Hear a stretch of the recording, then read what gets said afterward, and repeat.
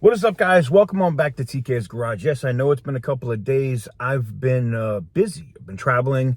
I had to go to a Dodge event, which you're going to hear a lot about here on the channel in the next couple of days. But I had to talk about this. 17,000 driver's licenses getting canceled in California, and that's just the start. California, the feds are not playing any more games with them. They're not. I've told you guys about this. I told you guys that this was coming. Never going to happen, TK. They're never going to do it. And here we are. Here we are. They're not playing with them anymore. So the DOT is going in, and because California doesn't want to do it, they're holding $160 million more dollars.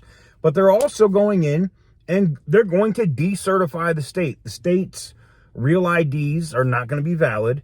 Their CDLs are not going to be valid outside of their state. It's going to throw a massive wrench into the system, yes, but it will take over 17,000 drivers that should probably not have a commercial driver's license off the road. Think about that. 17,000 people with 80,000 pound trucks that shouldn't have them. Oof. I saw this on Maria over on Fox. I want to run this interview and opinion piece real quick, and we'll come back and discuss. Back now, new this morning, Transportation Secretary Sean Duffy announcing California's Department of Motor Vehicles has admitted to illegally issuing upwards of 17,000 trucker licenses to what DOT officials call dangerous foreign drivers. Duffy wrote this: after weeks of claiming they did nothing wrong, Gavin Newsom and California have been caught red-handed. Now that we've exposed their lies, 17,000 illegally issued trucking licenses are now being revoked. They'll be null and void after 60 days. The Transportation Department is threatening to pull $160 million in federal money from California if all the CDLs are not revoked. Joining me now is DHS Public Assistant Secretary Tricia McLaughlin. Tricia, good to see you. Thanks so much for being here. Give us the reason this is so troubling, these licenses. Maria, this is a huge public safety issue in this country, and this is just the tip of the iceberg. What's happening here is California and other sanctuary states are issuing these big rig driver's license, these commercial driver's license for 18-wheelers to those who are in our country illegally. Oftentimes they can't understand law enforcement, they can't speak the English language, they can't properly follow road signs. We've just saw in the last few weeks multiple Americans being killed by drivers who are driving recklessly using CDLs. This is a huge problem. Secretary Duffy has been a wonderful partner in this, incredibly proactive, and Secretary Newsom has also been directing state and local law enforcement partners, including our ICE and CBP officials, to be going out to weigh stations, to truck stops, and making operations to make sure that this is a priority so the American families are safe who are driving on our roads. Why would they issue the licenses in the first place, Tricia? Well, in the state of California, it is actually illegal for the California Driver Association to ask these individuals if they're in the country illegally. So it's incredibly reckless policy. It's not just dumb, it's obviously deadly. And we've seen that time and time again. And innocent Americans are really getting wrapped up in this. Well, they're trying to fight President Trump at every turn. I mean, a federal judge is considering releasing hundreds of illegal migrants arrested by federal agents in Chicago. The National Immigration Justice Center is arguing that these illegals were arrested in violation of a consent decree in state law. Meanwhile, a local Chicago gang reportedly putting their own target on federal immigration officials. Tricia, what's being done about all of this in Chicago?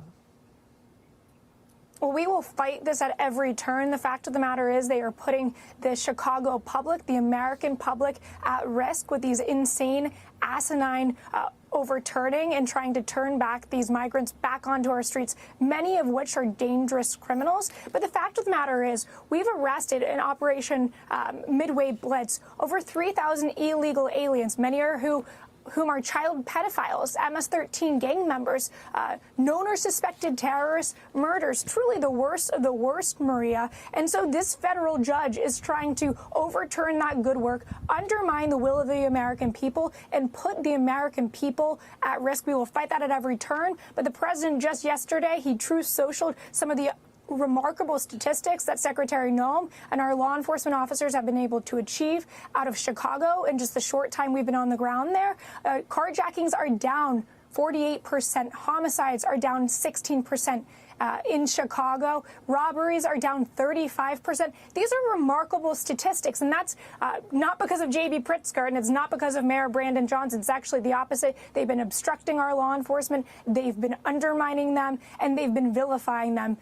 Regardless, our law enforcement wakes up each and every single day to make the American people safer and enforce the rule of law. Well, you've got a Mexican illegal now in custody for firing shots at Border Patrol agents in Chicago's Little Village neighborhood. DHS reporting that the suspect was convicted of aggravated unlawful use of a weapon and use of the vehicle. And Kristi Noem, the secretary, is taking aim at Illinois Governor J.D. Pritzker. She wrote on X, "This is a battle between law and order, good and evil, and we will prevail." Since the start of Chicago's Operation Midway, crime has plummeted. Carjacks are down 48%, robberies, shootings, homicide, all down as...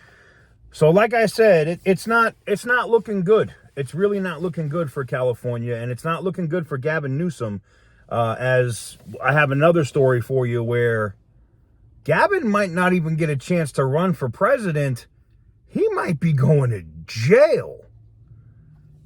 Stay tuned for that one, because, just seeing some of the stuff that's happened here recently, oh boy, he could be in a lot of trouble. And it could be that he's having somebody take the fall for him. I don't know. But I don't know if he even gets a chance to run for president. Let me know what you guys think in the comment section down below. Give the video a big thumbs up if you like what I do. Hit the subscribe button if you haven't already. And as always, stay petty, my friends.